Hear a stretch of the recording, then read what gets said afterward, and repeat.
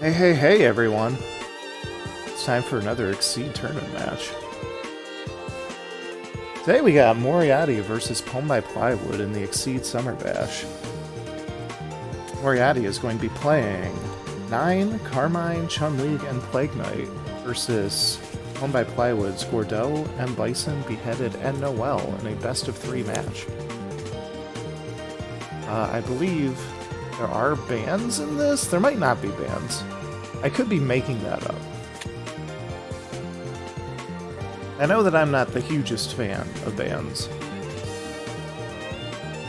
So, we'll see what happens.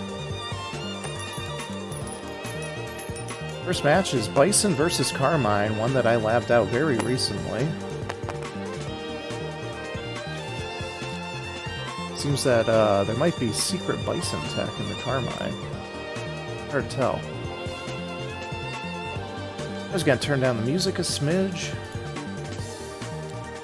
and switch to a little bit more of an energetic playlist here.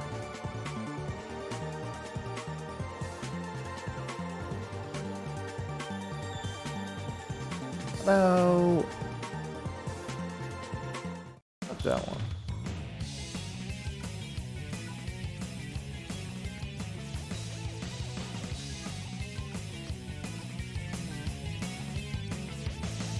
Alright, so looks like Plywood is taking first player position. These two characters have very, very interesting tempo games, in the sense that both of them seem like they're low-tempo characters, but they have incredibly high-value boosts and abilities that allow them to cheese out some extra actions. And Bison has a pretty basic concept of build up gauge and then spend the gauge on attacks. Carmine has the basic concept of play your ultra boosts to threaten bigger ranges and more powerful attacks, while also scooting around the board. The big differences between these two are that Carmine is a character that should probably be banned for all of reality, and M. Bison somehow can handle him.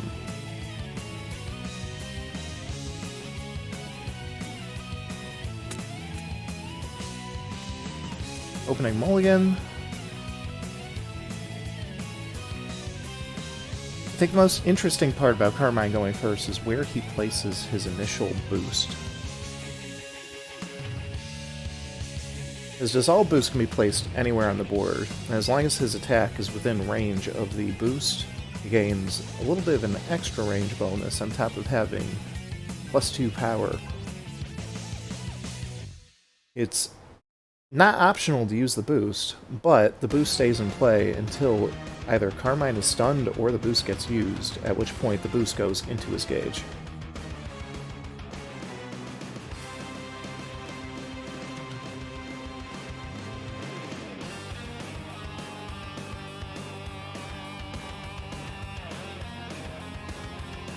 I would take the time to read their cards before actually committing to the game. I'm sorry. I forgot that Plywood's the one playing Bison. I got my sides mixed up. Either way, it should be interesting to see what Carmine's opening is.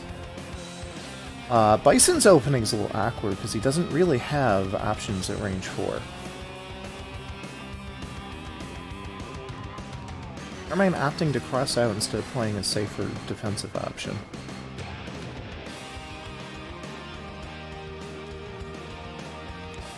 Places the boost on Bison, which I don't believe threatens anything in particular.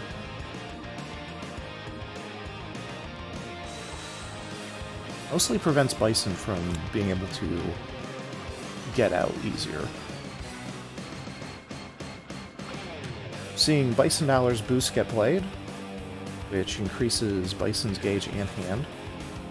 Carmine moves forward.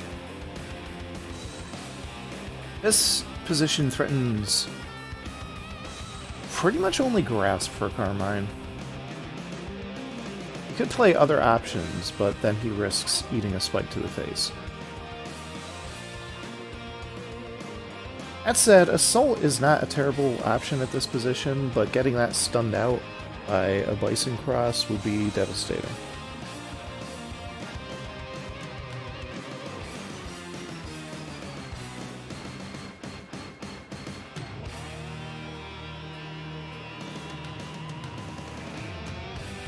I'm curious what the proper Bison follow-up is here. Speed is reasonable. Tech Hit is also reasonable.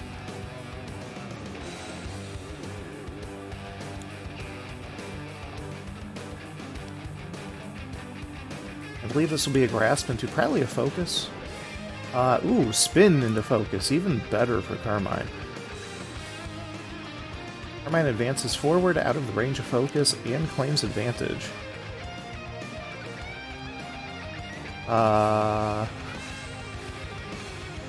Damage?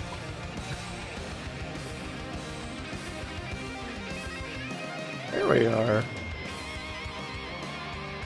I'm not necessarily here to be the referee, but if I have to be, I will be.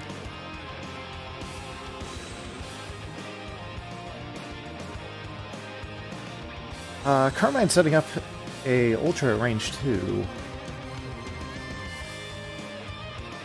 Doesn't necessarily threaten anything different from what it would have threatened at range 1. In fact, I think that makes his choices worse.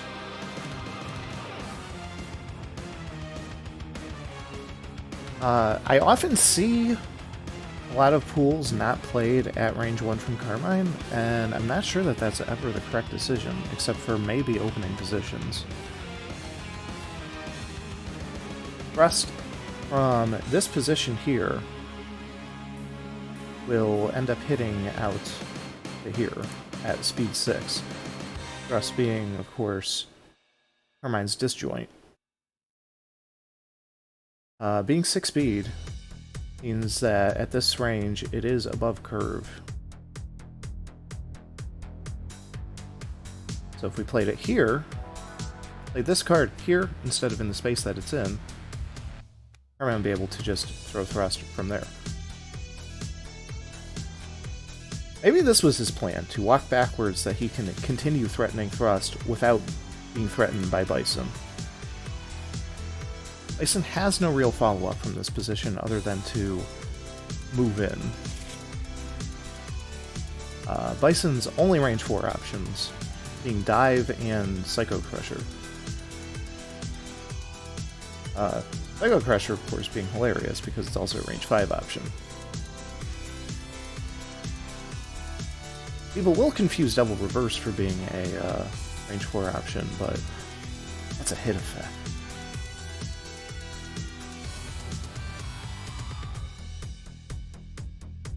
Sorry, I'll kill the overlay.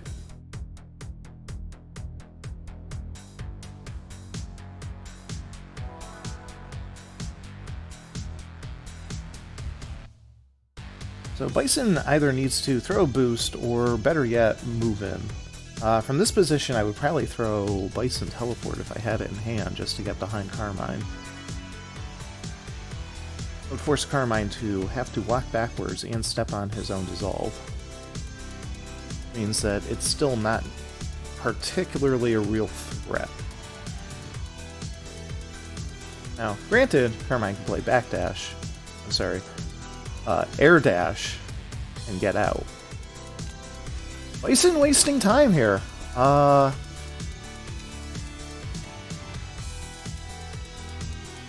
Letting Carmine start setting up even further. This is such a weird play. Bison's just throwing away tempo here to try to build up gauge, which on the one hand threatens Psycho Punisher, which is great attack. But, oh my god, what is happening here? Exceeded Bison. I'm not against this. I in fact think that Exceeded Bison is a very, very good character. But I'm not sure that this is worth it. And throwing away Psycho Crusher, his only real ranged option. Carmine's just setting up for a freebie attack here.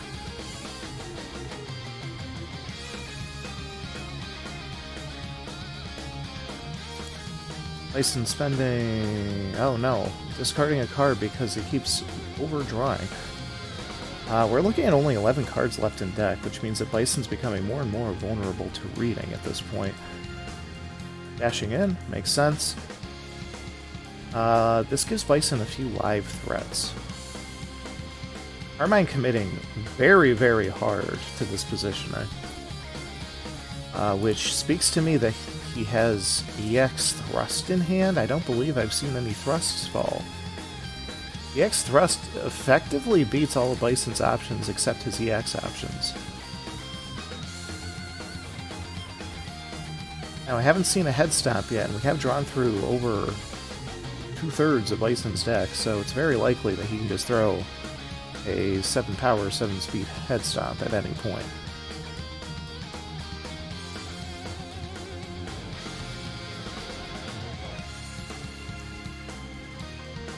This game is basically won or lost on the next strike, as far as I'm aware.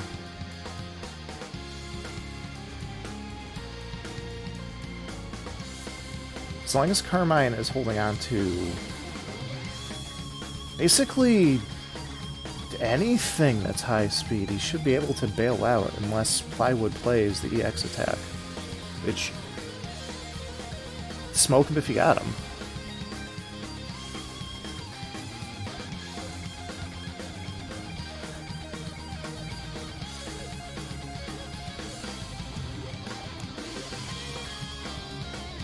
This has to be the EX head stop, right? Though, to be fair, I don't think I've seen any spikes drop, so if he has Spike live and Head Stomp live, this is actually a real threat. And it's the Head Stomp.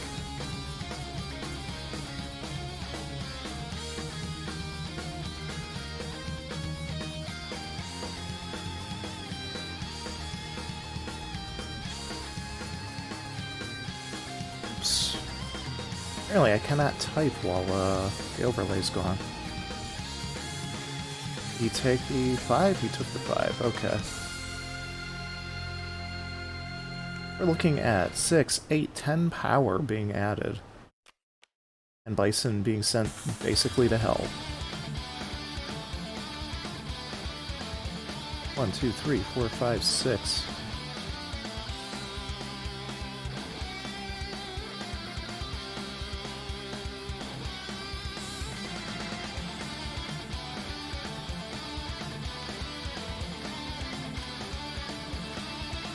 Alright, I'm playing Ultra from his gauge and retreating.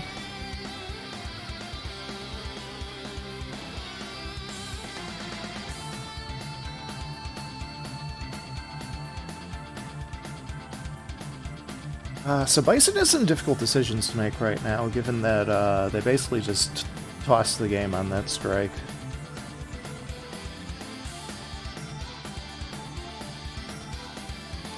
Teleporting in. Feels too little too late, but it's probably the only thing that's going to help. Carmine opting to get out of the corner, which makes sense. Discarding Spike to do so.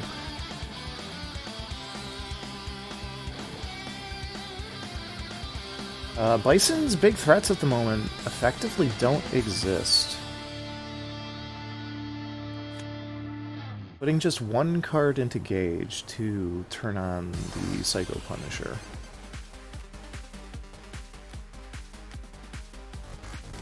Backing out, Carmine threatens his DP, which pretty much will toast Bison if he tosses it.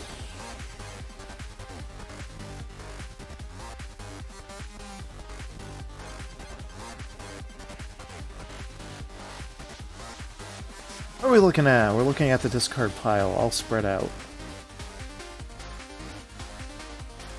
That felt like an accident. Discard order is now all gone to hell.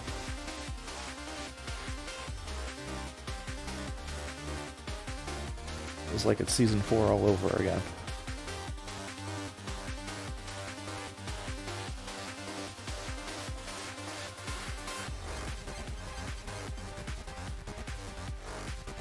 Bison attempting to make decisions here. I think Plywood was quite ready for this sort of positioning.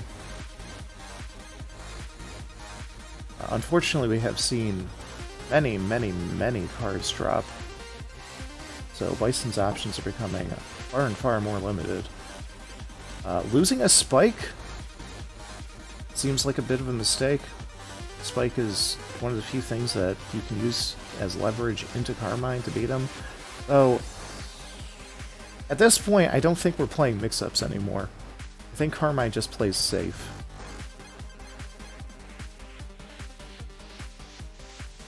Air dash into thrust seems like an appropriate option at the moment.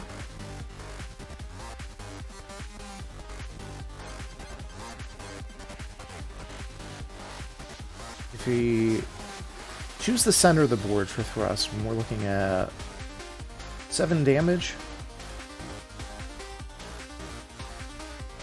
9 damage, sorry. 9 damage. Which is pretty crippling, but if Carmine air dashes back and then plays a thrust from this position instead, it's 7 damage and he gets to keep a piece in play.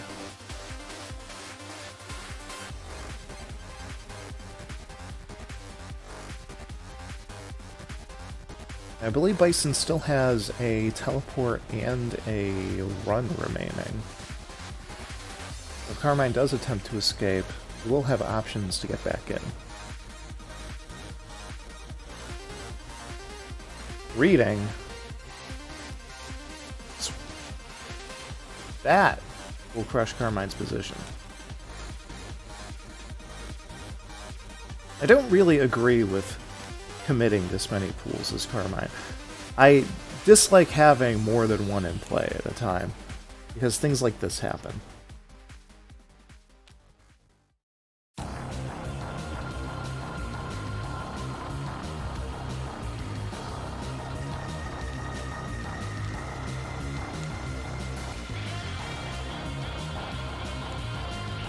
Oh, Bison hits for, I believe, 9 on this one and gains advantage. That should even up the game. He still probably has to win at least one more mix-up to actually finish out the game properly. I believe Bison has his Psycho Booster available to him still, which has a wonderful, wonderful boost on it. If he plays it, that's a free 3 gauge for him for the cost of 1 card. Not entirely sure what the correct option is here. I mean, the correct option is to play good attacks, while Carmine is at his weakest.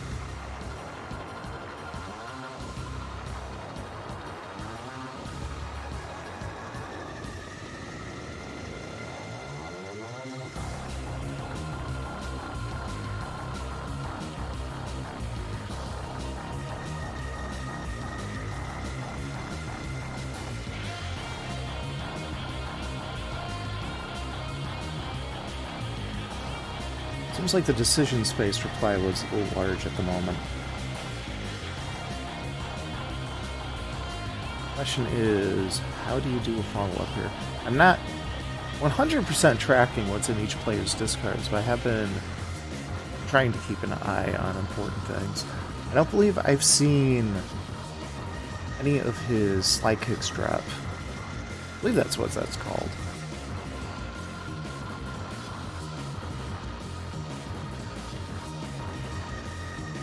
So pressuring the slide kick is really strong from this board position. Pressing out into it makes sense. Preserves Bison's positioning, but is an unfortunate amount of damage taken.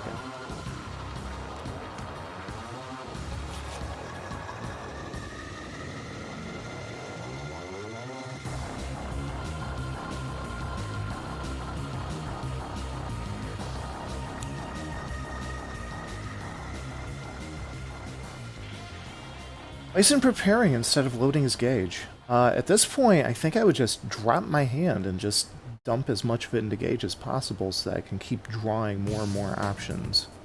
Because Bison should be running out of deck very, very soon. Which means that he will be getting his Ultras back into his deck very, very soon.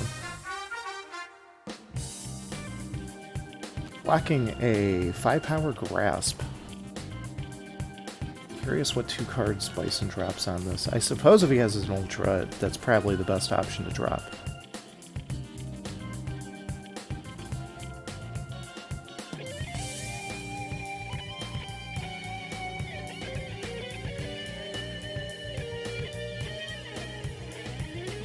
Taking the hit, but what are we paying the cost with? Is he really willing to take 3 damage on this?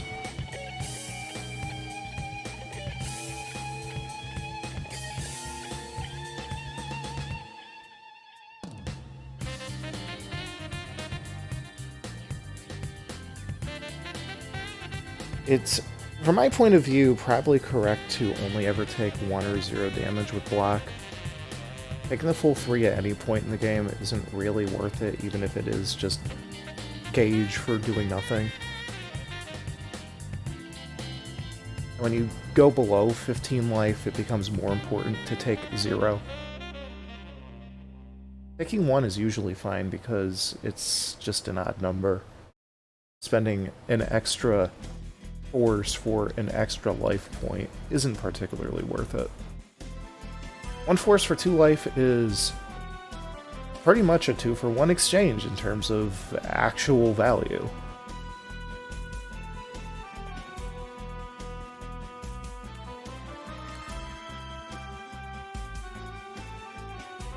Unfortunately, Bison's options are becoming more and more known, so dropping any cards at all at this point is a big cost. Dropping the Spike. Bison now has no major threats against Carmine at this point. Head stomps are down, spikes are down.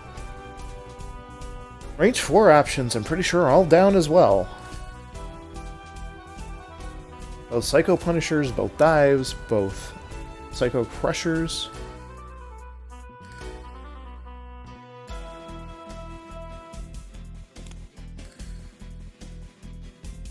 I'm sorry, I was wrong about the Psycho Crushers, but apparently we're just throwing one in the gauge anyway.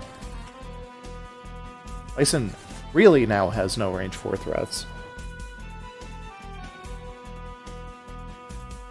And Carmine is sure to take advantage of that as soon as possible.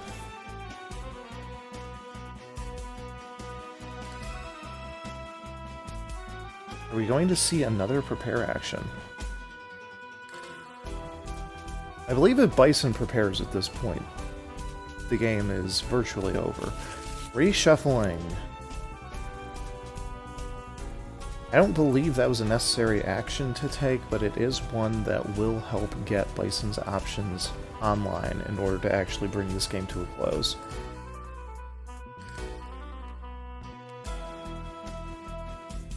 In my opinion, probably better to throw the cards from hand into the gauge, since Bison can at this point throw up to 3 in there and draw an equivalent amount.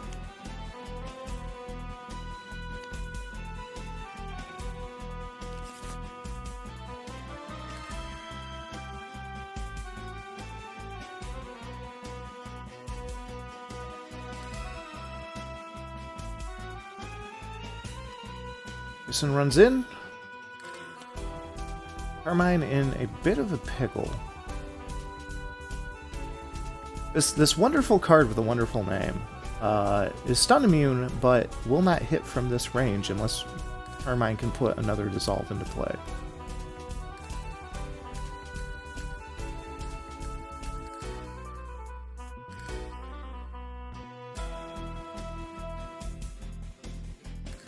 Carmine deciding whether or not to strike. I believe if he has Twist or Spin, they're worth playing.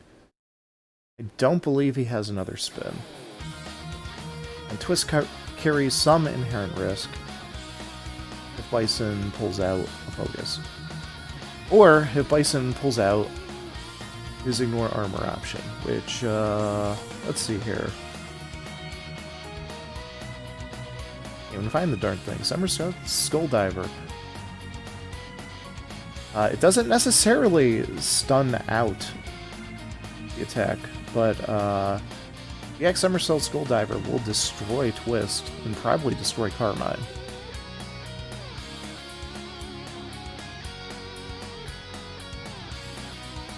I think we've seen one drop. I don't believe we've seen the other one.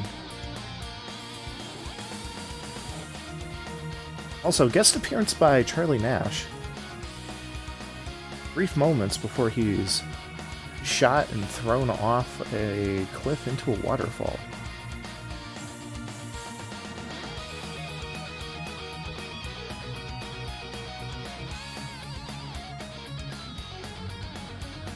I was looking at options.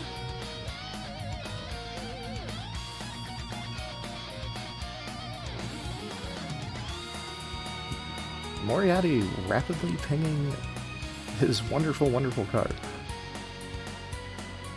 This isn't a family-friendly stream, but, you know, it's more funny if we don't say it.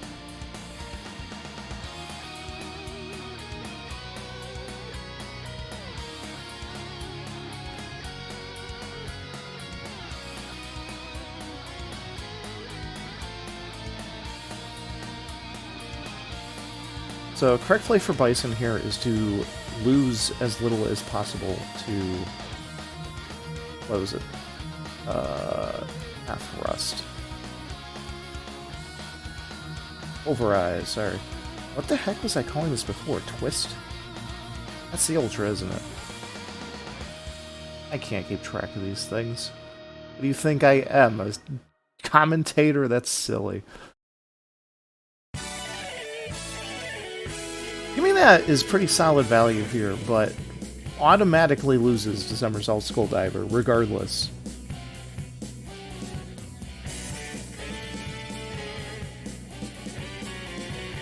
Sweep! That's horrible. Oh, that's even more horrible. That's a 10 power sweep that takes away an Ultra. Plywood has to spend to mitigate the damage here, or otherwise this is going to be an irrecoverable position.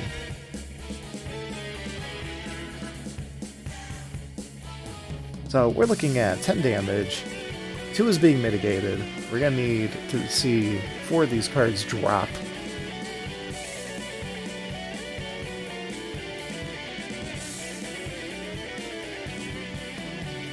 If we want to play risky, we drop 3 cards.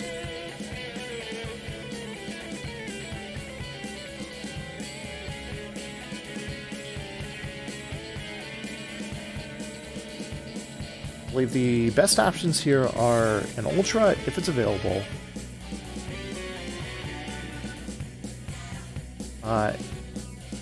Or one of the cards in hand plus the 2 engage, since we can change these cards out by tossing them into the gauge and then drawing.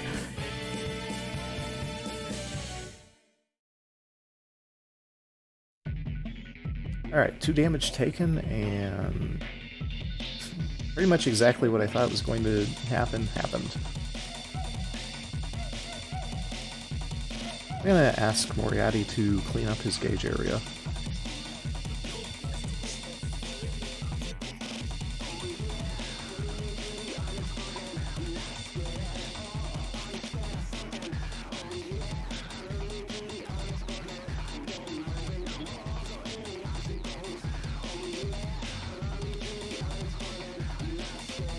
There we are. That way there's no confusion about what's in play.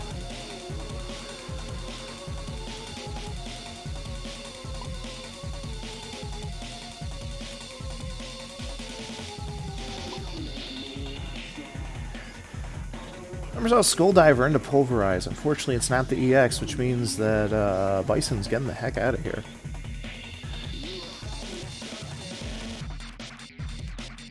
On the upside, this enables Bison to have actual plays again. Head Stop and Spike become live. Carmine decide to move in. Yes.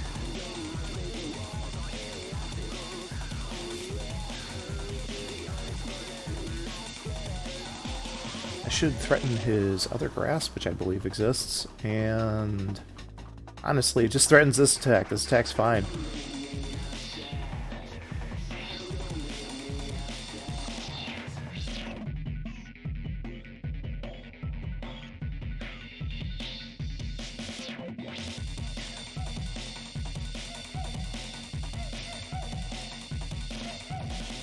Plywood deciding what the options are. Unfortunately, striking has the inherent risk of instantly dying. Crossing is a huge risk at the moment, since that opens up Carmine to be able to do whatever the heck he wants once again. Prepping carries the risk of just, once again, allowing Carmine to do whatever he wants to on his turn. 2 cards in hand means that our boost options are limited, since there's no guarantee of a proper follow-up.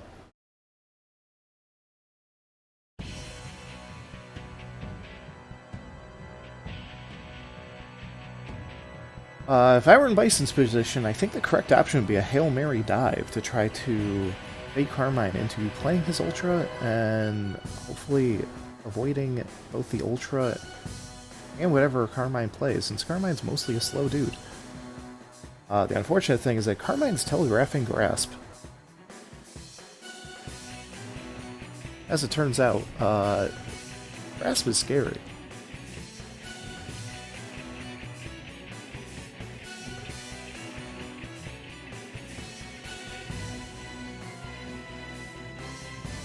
Of course, if Bison doesn't do anything that's super duper pull out of whatever hell we're in and win the game, Carmine will probably just play the twist in his own space and walk backwards, and then this attack becomes pretty much a guarantee as long as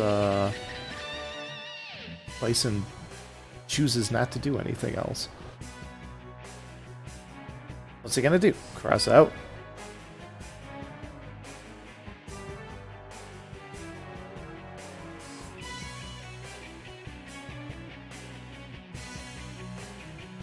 Critical strike. My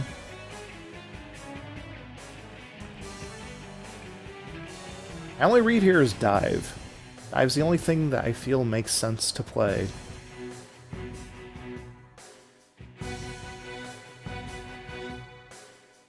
Fortunately, head stomp being telegraphed doesn't really do a whole lot for him here.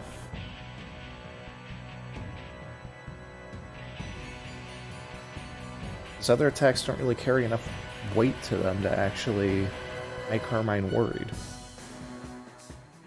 Oh, no, unless it's Somersault Skulldiver and to give me that. That was probably the riskiest thing Carmine could have played in this position.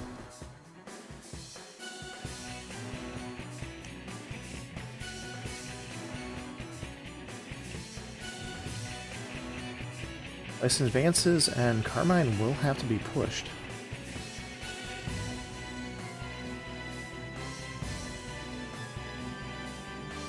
Things suddenly got incredibly shaky.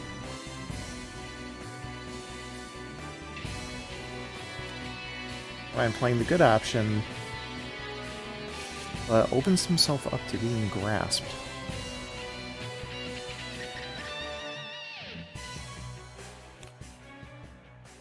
Well. Assuming that things are going fine, Carmine should win the game right here.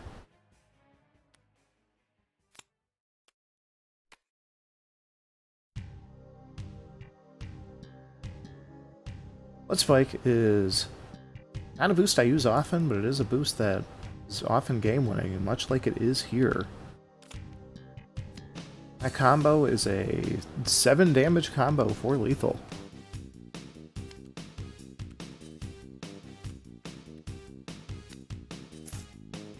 After a very hairy game, despite Bison winning 2 strikes about as hard as he possibly could, Carmine still wins. I believe his win rate in the tournament right now is somewhere in the 80% range, and it's only going up and up the more games that get played.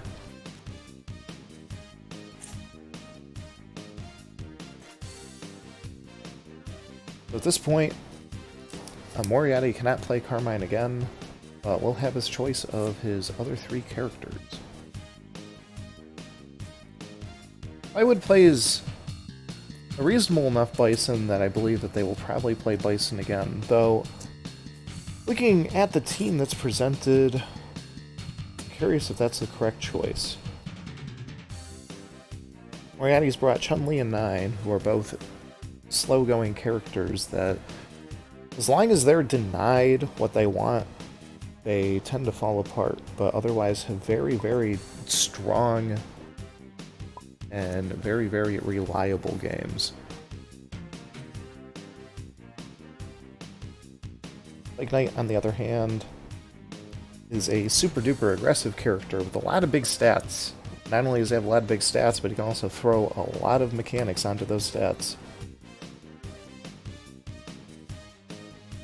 You may just have grasp, but when that grasp can zoom across the board and hit you for roughly 7 damage and dodge your attack at the same time from range 3, it's kind of absurd.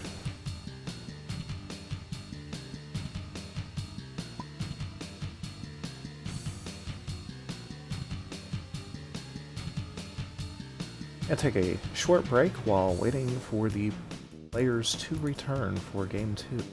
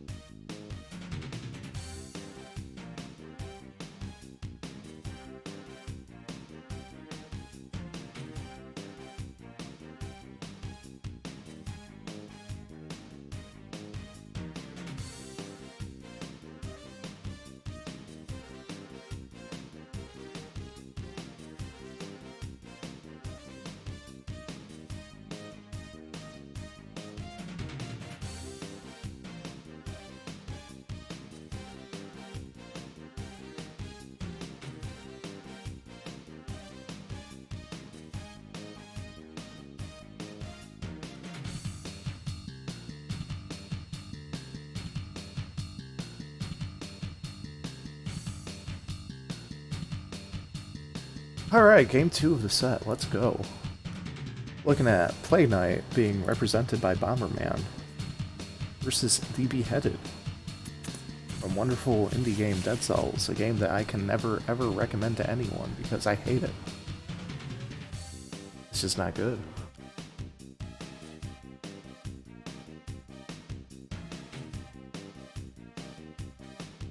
Can't trust things that lie about their premise.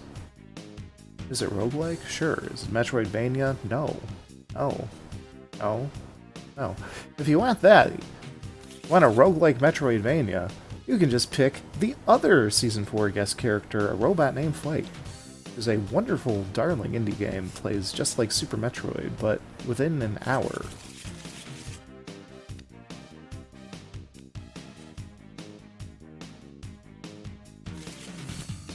So we're going to be seeing some, hopefully exciting plays. These are two characters that make very, very interesting combos happen in a very, very short amount of time. Since Plywood lost the first game, they get the pick to be first player, which, I'm not sure is actually beneficial to Beheaded, but, you know. As it turns out, Beheaded has two openings: fire a projectile or jump on his opponent's face. And while the projectile is fine, while jumping on the opponent's face is fine, we're only looking at 3 or 4 damage at best. Which has turned my Beheaded plays on turn 1 into drawing 2 cards.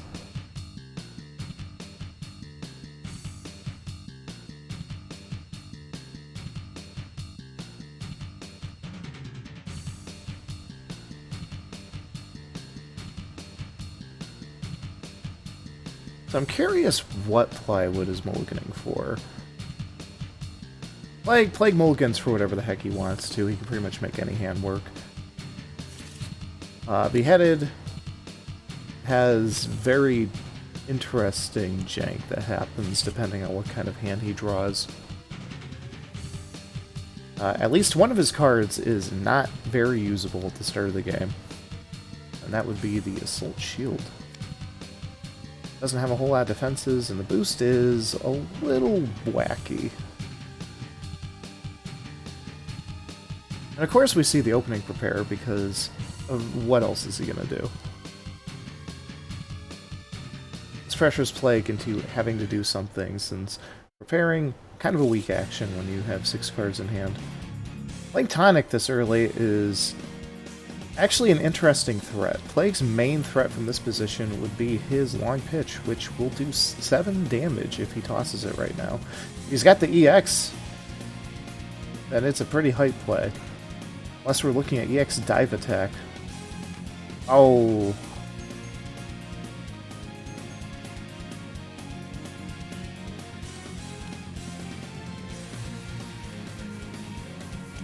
Spending dive to pay for long pitch. Interesting option, considering the dive is often one of the Plague Knight's best cards to hold on to due to the movement and the dodge effect. Very strong opening for Beheaded. Plague drawing because Plague just likes cards. More cards Plague has, the better off he is, because that means that he can just threaten more and more mix-ups.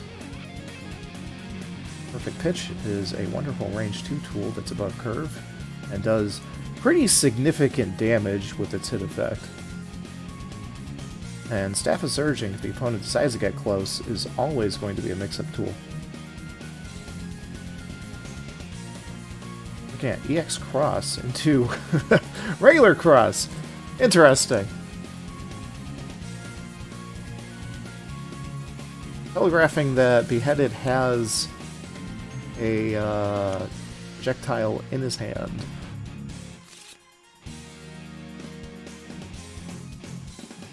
Crossing out and exceeding into Infantry Bro seems like a pretty solid option.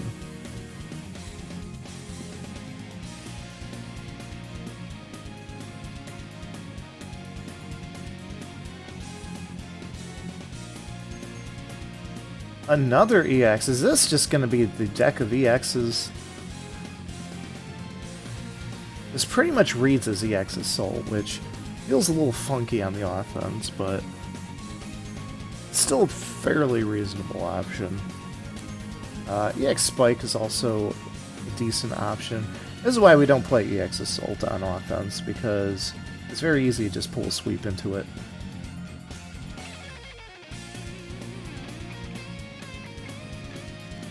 When players get decks that are full of EXs, they usually get greedy.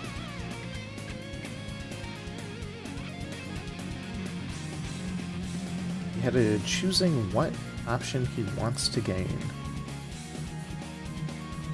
On top of stat bonuses that he gets for exceeding, he also gets his choice of stat bonuses for his specials. And theoretically, his ultras, though the only ultra that truly matters for is his Wave of Denial. Putting range onto Wave of Denial makes it a very, very scary attack.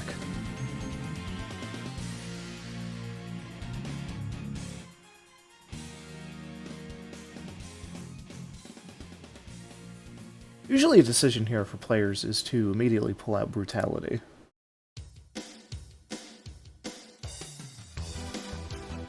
Tactics is probably my choice for this matchup as well.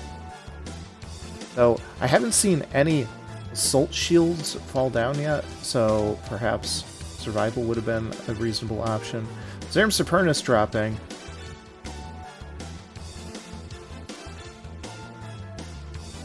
I think what we're about to see is Plague throwing away his entire hand so that he can throw a pretty much guaranteed attack.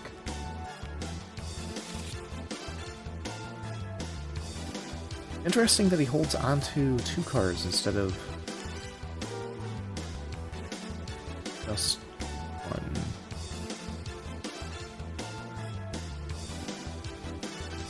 It could be possible that he was holding onto EX Assault at the time.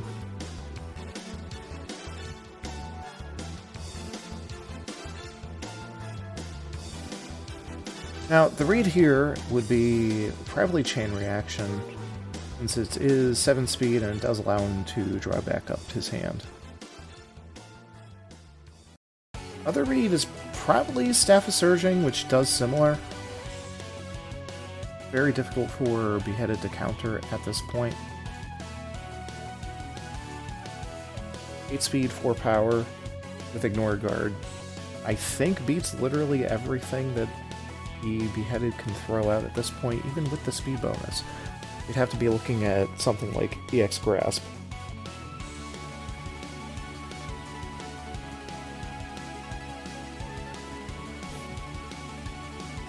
So, that being said, while it is a strong option to throw Staff of Surging at this point, we've been seeing EXs all game from Beheaded, so it's hard to say whether it's actually the correct option to throw. Because you really, really don't want to spend this many resources just to get hit.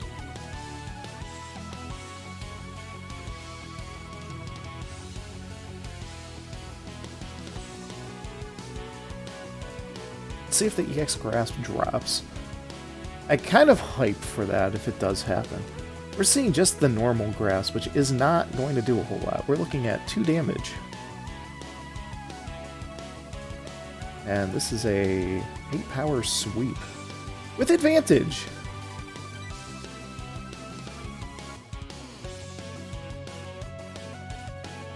Beheaded will have to choose where to put Plague Knight. It doesn't matter if it's on this side at all, because Plague Knight will move back in with Assault.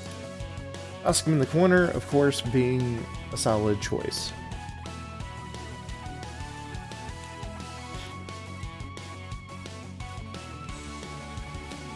Like Exceeding.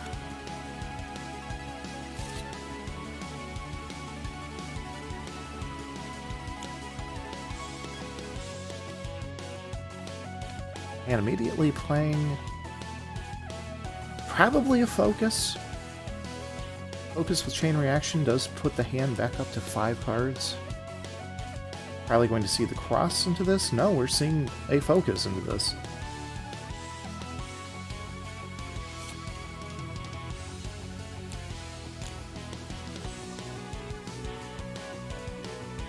quite valuable, especially taking out twin daggers.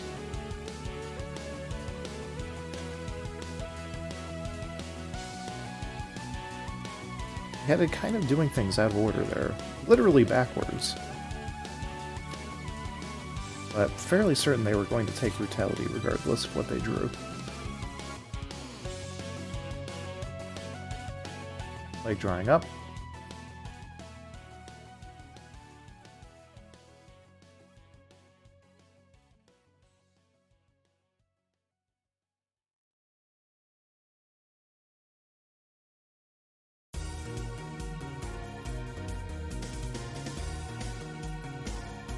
The question is, what does the Beheaded have at this range?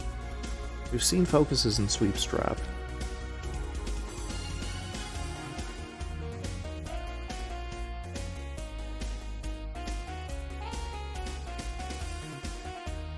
We don't have gauge for Wave of Denial.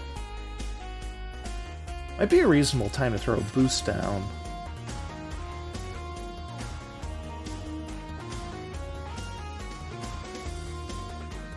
Something like Tornado to... Oh, there's no Tornado. Dive Attack got EX'd. There really aren't any strong boosts worth playing at this point, except for Corrupted Power, I suppose. Being able to cycle cards while also having powers, pretty reasonable option when Assault Shield isn't going to be beneficial for a while.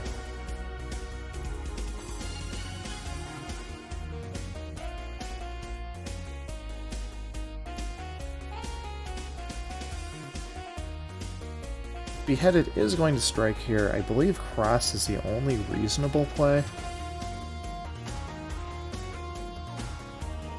Like, doesn't have a whole lot of control over what he can do at this very second. And with 6 cards in hand, he's effectively just looking for Serum Superiorness. And if he pulls it out, it breaks this position very hard.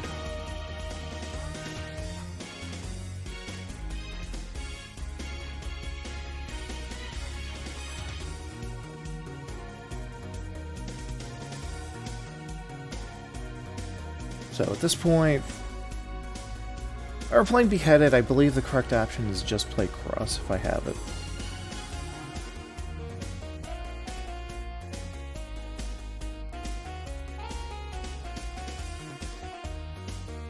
As range 4, I have options. I have Infantry Bow, I have Wrenching Whip,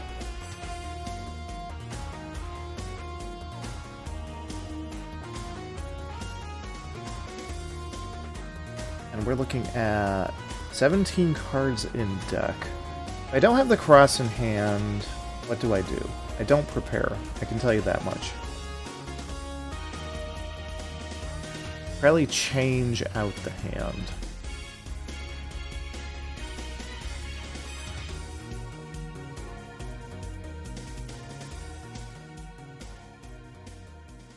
Change out the hand.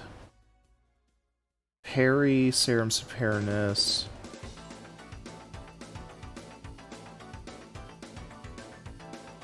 Has to be other options, right?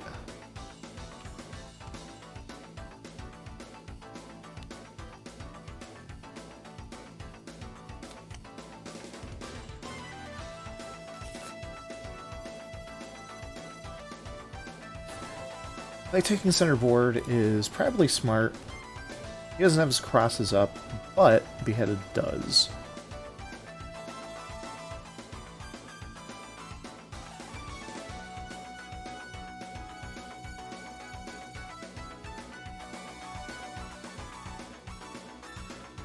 This technically leaves Plague open for retaliation from Beheaded.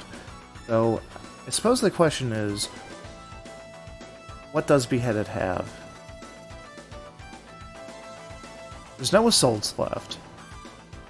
So we're looking at mostly dive and spike. The X spike from this position is fairly safe. Dive from this position should also be fairly safe.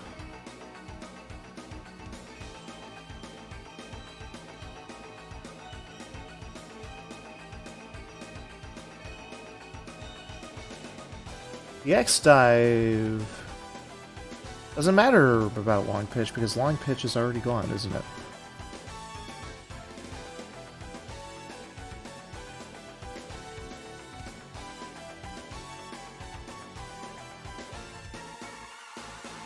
So yeah, that seems like the reasonable options. The X-Spike or single dive.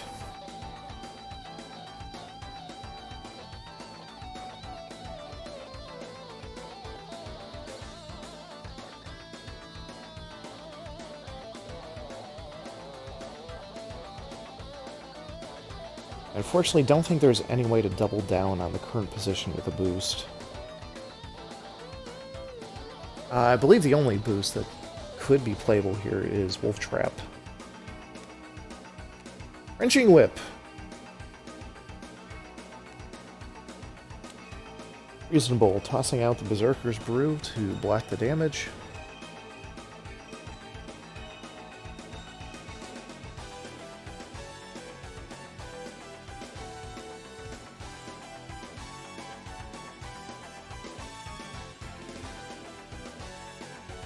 And where is movement?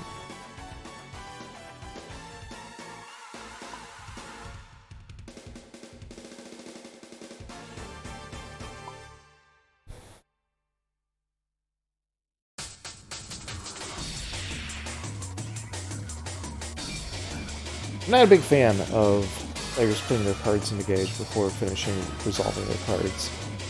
I believe in a tournament game you should be attempting to perform things by the book as much as possible.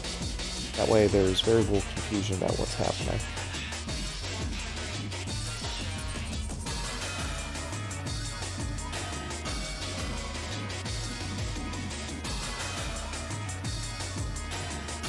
At this point, Blake should have a bevy of options available. He has another Berserker's Brew available. He can pretty much burn his hand for a lot of power, as well as a pretty much guaranteed strike. And if he has Serum Supernus available, he can do the exact same thing.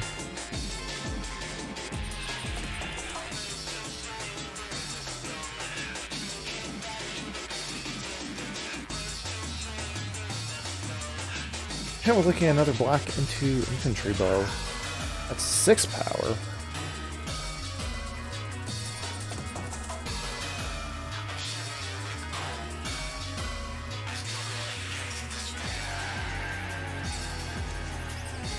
Spends the block.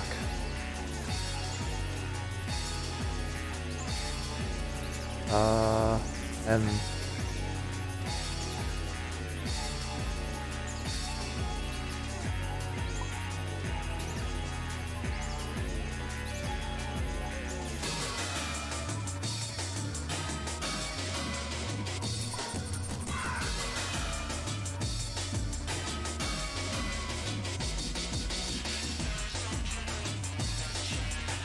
did he take 2? I thought he was at 16 life at the start of that.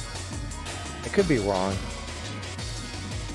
I feel like it's not going to matter very soon.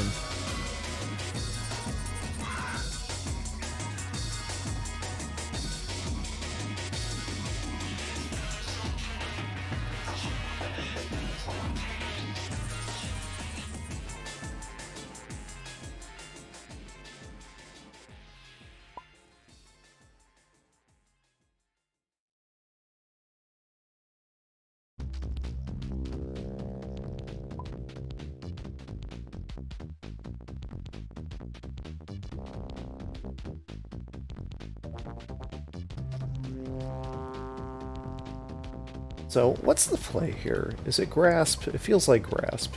It's Focus. Focus is pretty good too. We're looking at 7 power Focus.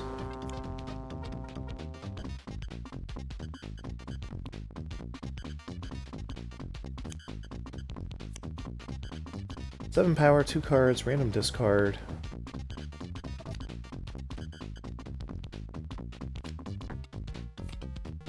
So we're only looking at 2 armor at the moment.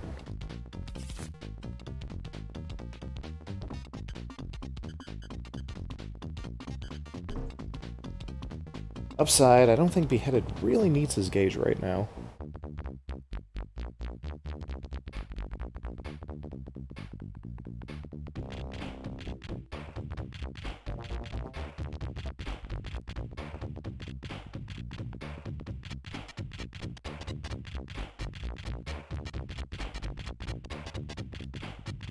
Looking at Soul Shield discard. Or 3? Yes, 3.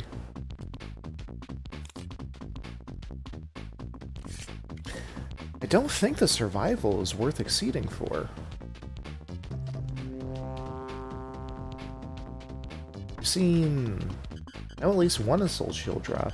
I suppose the armor is worth it. Well, we're gonna have to play very tricky to win the next few strikes with this much resources left. 5 life and 3 cards isn't a whole lot to be working with.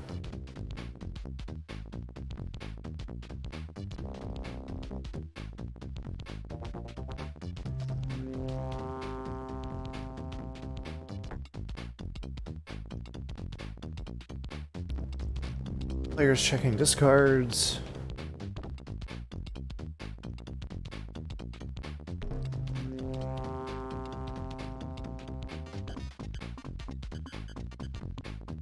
I think Beheaded mostly wins here off of a really, really wacky Soul Shield play.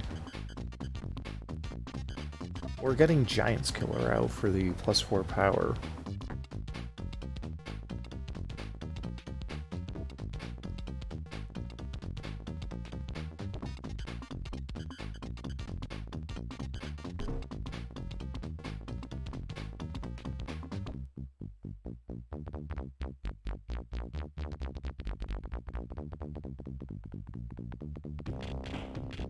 I think I've lost track, but I believe it's Plague's turn at the moment.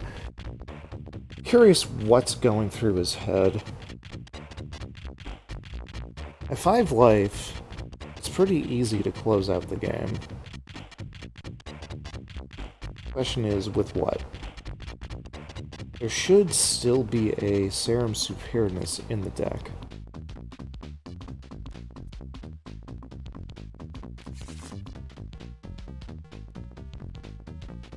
Looking at +2 power to work with. Should still be a sweep available to Plague. The +2 power also enables his Staff of Searching to do what it needs to do against a slower attack.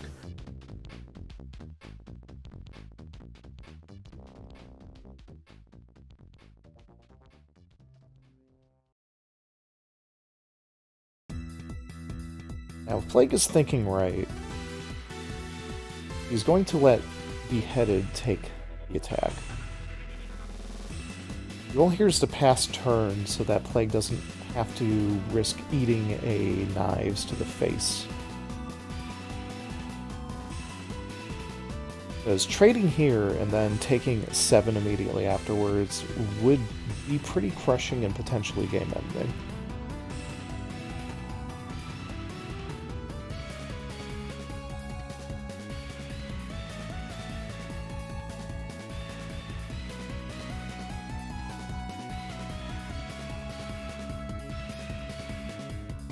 PwnbyPlywood looking over options once again.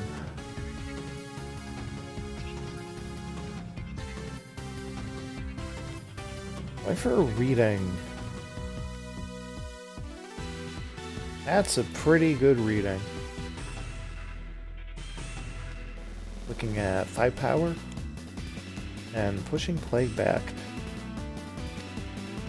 Now the big question mark here is, what is the follow-up?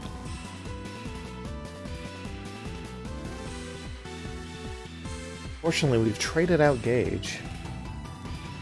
And Plague is closing in 1. Interesting.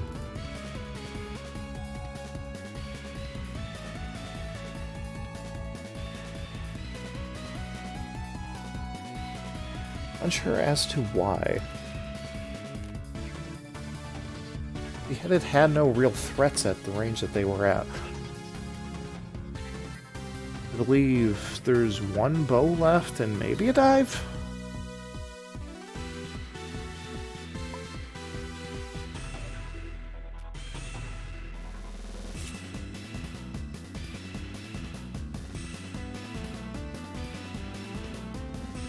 Curious if there's a plan here, if that was a misplay. We're looking at chain reaction in hand, so technically play has an on-curve option at the moment. Which is unfortunate for Beheaded because he does not.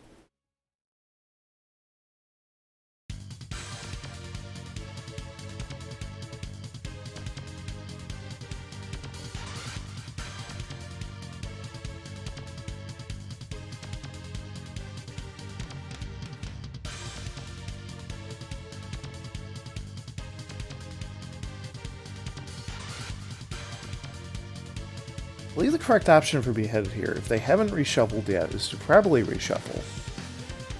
They need options back in their hand to do anything.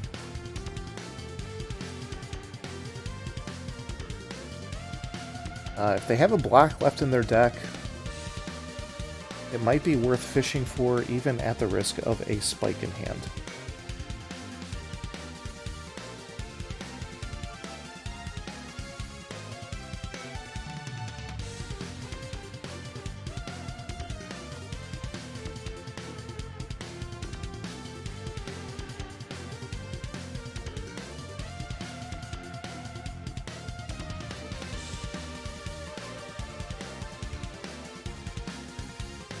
But knowing that there is a focus and a spike, you really don't want to go through more options. Letting your opponent have an easier time of just instantly ending the game is not a great scenario.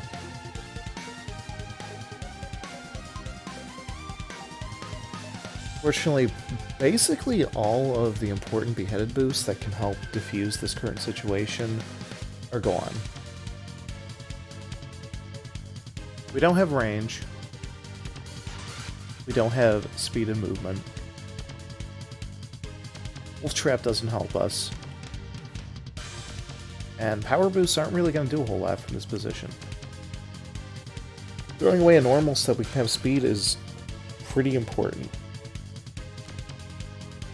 Like preparing.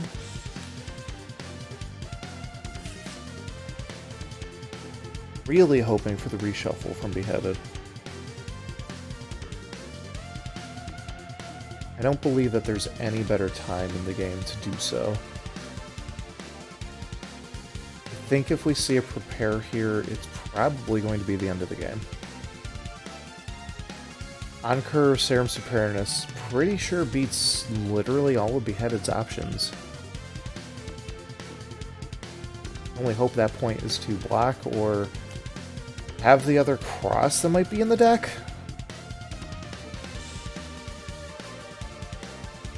I believe that this is probably game.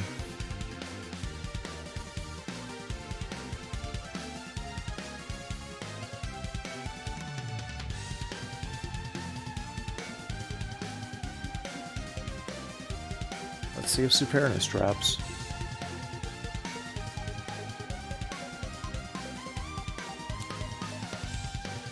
Nope. Preparing.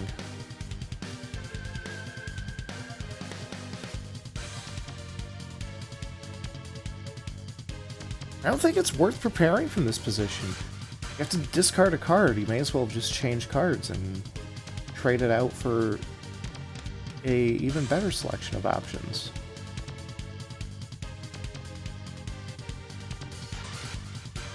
Fortunately, both players have to plan out their endgames very carefully at this point, because any lopsided strike can go horribly wrong. Headed with speed now has actual options.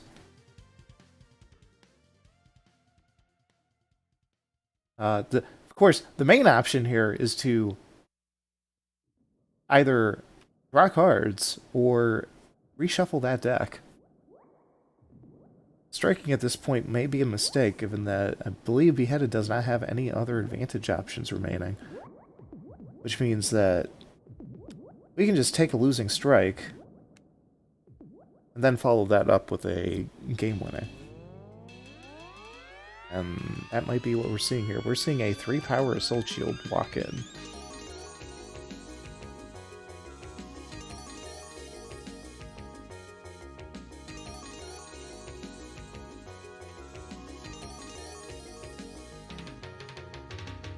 Blake should probably not take damage here. Sacrificing life at this point is basically asking for something to go wrong.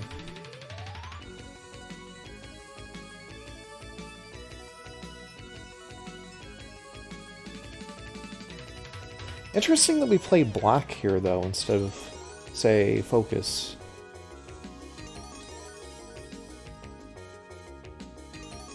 Both of them cover the same exact scenarios, but the focus would at least have hit for 4. Well, not 4. I guess it would have only hit for 1, but it would have still been 1 damage. 1 damage is a lot at this point in the game. Looking for the Superiorness play. This should beat any Knives play that Beheaded has available still.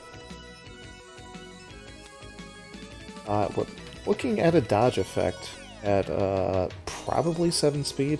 This might just be the chain reaction. I didn't see if that got dropped.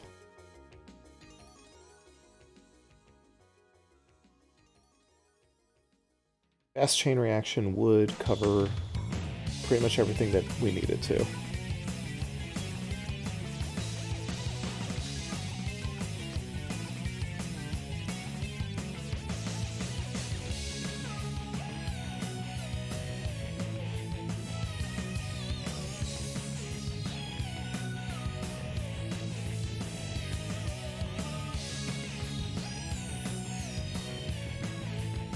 Well, the plywood has a block. Probably worth playing it at this point. Unless it's a face-up spike. I didn't actually see if it was. It shouldn't be. But it could be.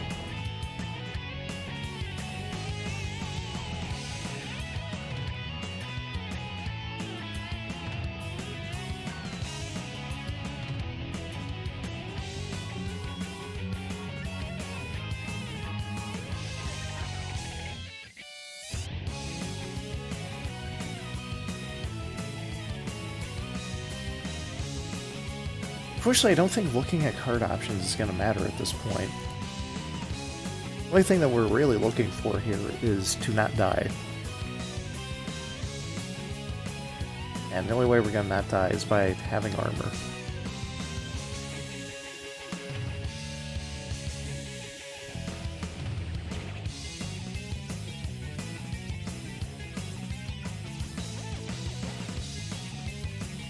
And there's the chain reaction to the block.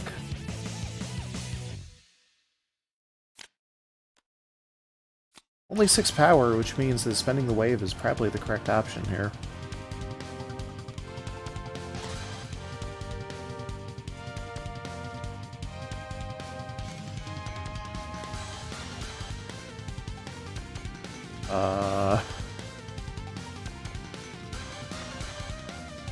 What are we spending for this? There's really, as I said, there's really only one correct option of what to spend here.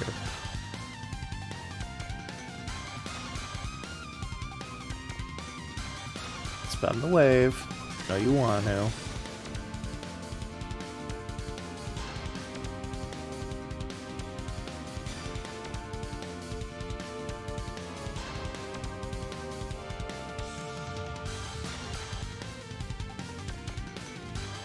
Don't take 6. Really, don't take 4. Don't take 2 either. Just don't take any.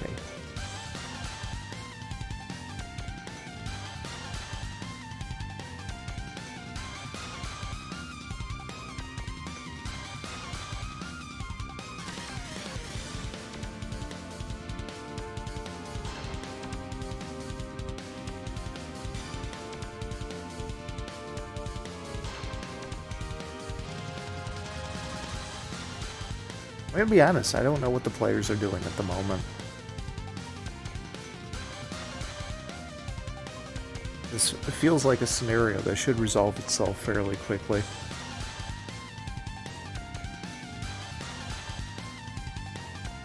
We have 2 cards in hand and 2 cards engaged. And with options rapidly dwindling over here, with a fresh set of cards on Plague's side, actions need to be taken.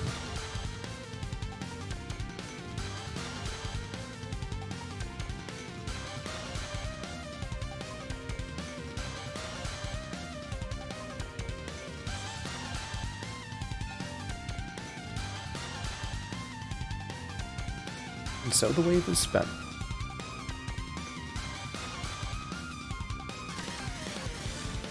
We see another prepare action.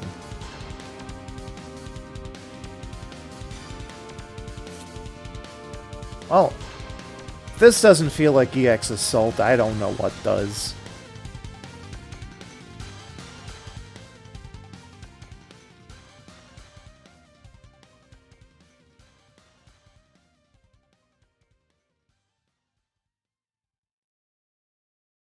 And his only hope is to have a focus. Laser ain't gonna cut it.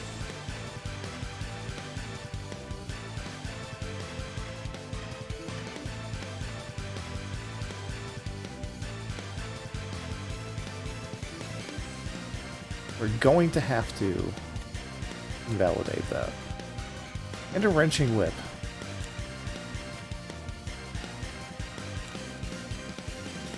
And that will be long pitch for lethal, doing 6 damage into a 1 armor attack.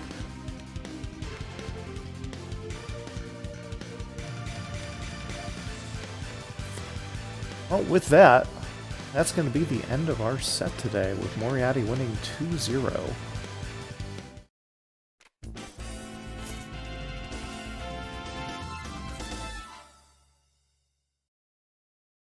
Not sure where the players are in the bracket. I was given very little time to set this recording up here, but this is a double elimination bracket, so... Actually, now that I'm thinking about it, this is the tiebreaker round, isn't it? We haven't even reached the bracket.